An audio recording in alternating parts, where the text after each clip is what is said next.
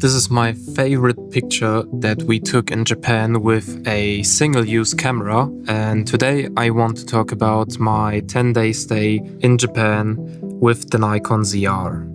And I want to especially talk about some of my favorite shots that I made with the Nikon ZR, like the one where my girlfriend sits at the balcony of our first Airbnb, some things that I liked about carrying the Nikon ZR with me and some things that I didn't like. One thing that I think about every day till now since the trip to Japan is the underground metro. Maybe it's just the way I'm used to in Germany, but being on the train or getting to the train in Tokyo was just a whole different experience, and only for that I fell in love with this city.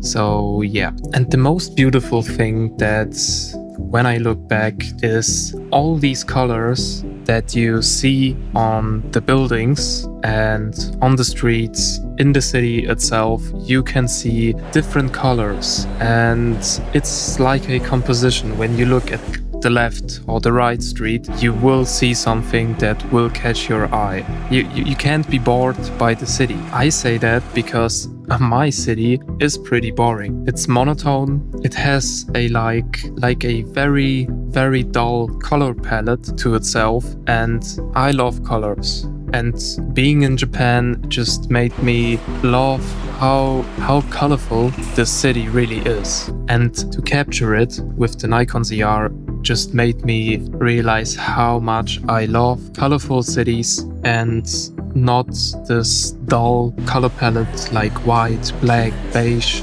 and all these dull colors. And this is the biggest upside of taking the Nikon with me, that you can capture all these colors in 12-bit 6K RAW, and you have so much options in post-process to bring out all of these colors. And this is something that I really love about this camera, because it's raw and you can tweak around however you want in the color page, and you will not crush anything, you will not mess up anything. You can do whatever you want and it will look good, because all of these colors that are captured by the Nikon ZR, you can manipulate, you can change, you can just leave them how they are, but it will look like out of a movie. And this is something that I really love about this camera compared to my other cameras like the Sony or my DJI Osmo Pocket 4, where you have to be considering, okay, how you expose and how the colors will come out and how you can tweak them in the color page in post-process. So yeah, that is the biggest upside and the only upside I can talk about, except for the battery life, because the battery life is great. You can shoot a full day with one charge if you don't do like a whole vlog. So yeah.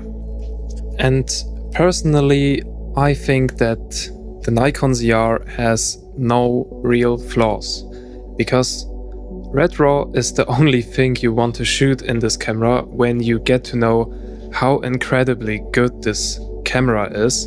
And yes, the storage is pretty high, but you can't blame Nikon that the storage prices are high.